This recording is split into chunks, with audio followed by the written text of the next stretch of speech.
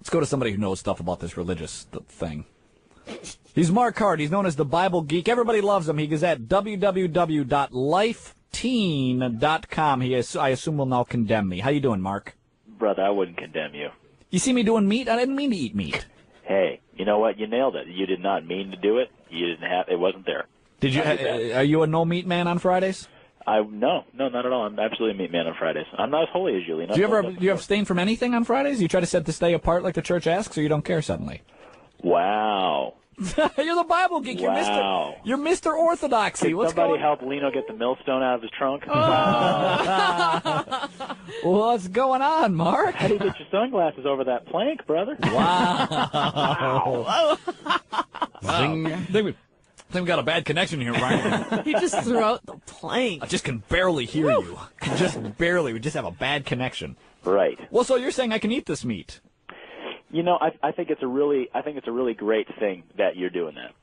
Eating the meat or not on the radio? You think that's a good thing? I think it's a great thing that you're trying to abstain when it's not, when it's not mandatory. I think it's great. I just try. With all the sins in my life, if a brother goes without meat one day, it seems all right to me. I got a lot of making up to do, Yeah, absolutely. I love all the Catholics that just keep saying things like, "Oh, I'm just shooting for purgatory. I'm just shooting for purgatory." All that tells me is they've never actually read about what purgatory is or what any of the saints have been given in visions about purgatory. It's not a fun place. No, but and the other a priest friend of mine, he says that shoot for heaven, and if you miss it, you'll get to purgatory. If you're shooting for purgatory, if you miss it, you're in trouble. Yeah, if you shoot for purgatory and you miss it, you're in big trouble. So what people probably know about the Catholic guy, me, Lino Rulli, unfortunately, is that I enjoy eating and I enjoy the drinking. In fact, Mark, a few minutes ago we just opened up one of the listeners' gifts. They sent us a 6-pack of beer, unfortunately empty. But but they know I enjoy having a drink or two. Now, since you are the Bible geek, this is probably a question you've gotten pretty often, have you not? What does it say about drinking in the Bible? 'Cause some Christians say, well, you can't drink if you're a Christian. I do a majority of my work with teenagers and young adults. So yes, I have heard this question once or twice before. And do you remember the answer? Or are you drinking too much? Only thing I'm drinking these days is NyQuil, man. Oh, you sick? Yeah, I got a little bit of something. I don't know why we're spending all this money on the military in the Middle East. We should just send a kindergarten class over there and let them sneeze. My 5-year-old, she comes home, she sneezes, and it just levels my whole house. I don't know what these kids, this Petri dish they go to school in, it's bad. That's why you got to homeschool them and keep the illnesses to yourself. There you go. That's right. Nobody gets sick. Everybody gets sick, but only in your house. But yeah, no, we talk. Honestly, I'd be hard pressed to think of a conversation that I've had with teenagers, young adults, that at some point doesn't go to drinking. Liquor or NyQuil? Well, let's say liquor at this point. Okay, good. So, because usually when we bring it up on the air, we'll get an email, we'll get phone calls saying, "Isn't this the Catholic channel, Lena? What are you talking about going out? You went out and had some drinks last night? What are you talking about?" People are sometimes confused by that. Is the Bible okay with me having some drinks?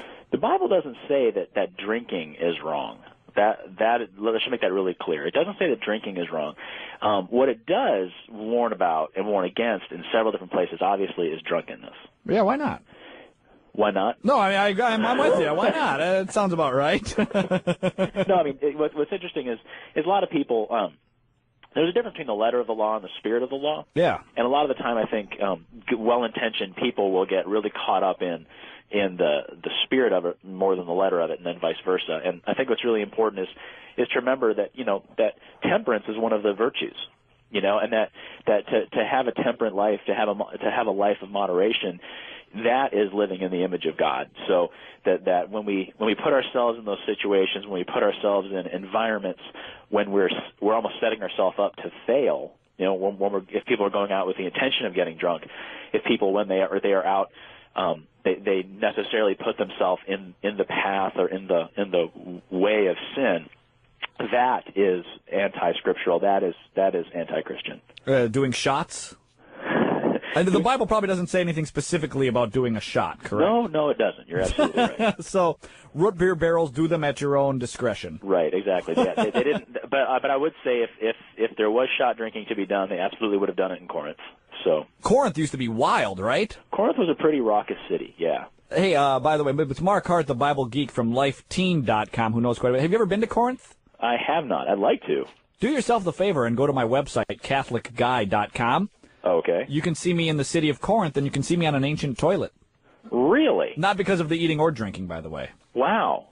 Just that's great. Just because I take strange pictures of myself. See, that's good to know. But people probably have heard of Paul, I believe, wrote to that city once or twice, didn't he? Yeah, he did. Those are the Corinthians? The Corinthians. And Corinth was Las Vegas, New York, Amsterdam, Paris, all wrapped into one. It was a pretty decadent city. Hey, speaking of Vegas, Vegas isn't actually, they don't have legal prostitution, but in Corinth, one of the things on the street, maybe you know this because you actually already know everything, but so I'm telling the audience. That's the only thing about Mark Hart is you can't actually tell him something new. But oh, stop it. On the sidewalk in the city of Corinth is one of the first ancient depictions of prostitution in the sense of it's a picture of a woman with an arrow saying, go this way for the prostitutes.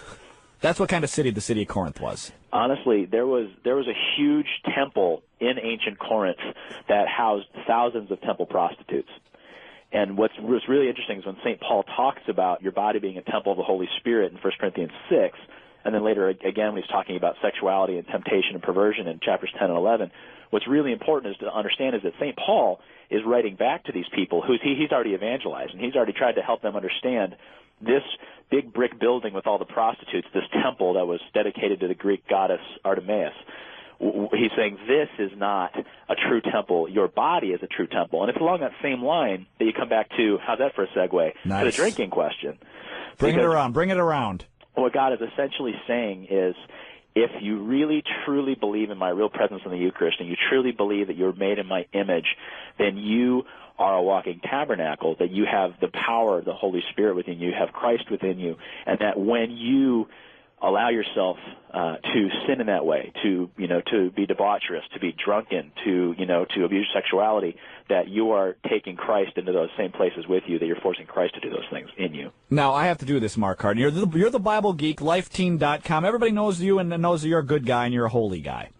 Unfortunately, you're on a show called The Catholic Guy with me, Lino Rulli. So for people who know me, especially off the air, I'm guilty of almost every sin you've mentioned. Well, not every sin you mentioned, but certainly the drinking and the stuff like that, right? Uh-huh. So right now people are probably saying, Lino, you're a big hypocrite. You've told stories of going out and drinking too much and confessing it, and yet still being a sinner. So do you ever feel weird about if teenagers ask you a question like this, Mark? Do you ever feel weird about saying, that the temple is the body, the temple is the body is the temple of the Holy Spirit, and that moderation in all things is what's important? Have you always lived it perfectly? Because I have not. No, absolutely, I have. Okay, good. And I think what's really important too, as a follow-up, is that sometimes it can really be dangerous because if the follow-up conversation is, man, I used to go out and get wrecked all the time, but you really shouldn't do that. I mean, I turn out, a lot of times a young person can see that almost in an empowering way, like, oh, good, well, I still have several more years to get drunk. Right. And then I can turn it around. Then I'll have my St. Paul moment. Right. And what really needs to happen is it needs to become a conversation about, we often function in a thou shalt not mentality. It's, okay, how much am I able to drink before I have to go to confession? How far is too far sexually? What time can I eat meat until before I go to Mass or before I go, whatever, on Friday, whatever. Right. Thank you. And this is a problem in that this is completely the antithesis, is the exact opposite of what Christ is calling us to. And if you go back and read Matthew 5, he says, I didn't come to abolish the commandments. I didn't come to say that those weren't there. I came to fulfill them. I came to show you how to live them. And what he's trying to say is, we can't look at our life in such a legalist way, in such a letter of the law way. And that's what he's saying to the Pharisees. It's not about thou shalt not. It's not about how much can I get away with, how much can I sin and still not burn forever in eternal hellfire. Yeah. The question should be, how holy can I be? How saintly can I be? What can I sacrifice this day? What can I give up this day? How can I live this day in such a way that I am more like you? And that's the path to sainthood. I like that a lot, Mark. Hey, here's one thing that always bugged me whenever people point fingers at, hey, I went out and had 4 drinks, and you should have had 3. Is sometimes I see those people go up for the second time at the buffet line. You know what I'm saying? No, I'm just saying that I think if all things are in moderation, I'm just saying that I think we need to have that needs to be a universal thing, not just with, well, you're right. 4 drinks was too much. I didn't realize that third drink would really, I didn't realize there was that much liquor in the Long Island iced tea. However, there was. And when people point the finger at me, I say, but you ate the 64-ounce steak, though. Absolutely. With the grizzle. Absolutely. And because of that... When they brought up your food on a tray and a cart behind it, then we knew we had a problem. It needs to be in all things in our lives. Moderation, temperance. These are difficult things, by the way, to live out, but... Absolutely. Might as well try.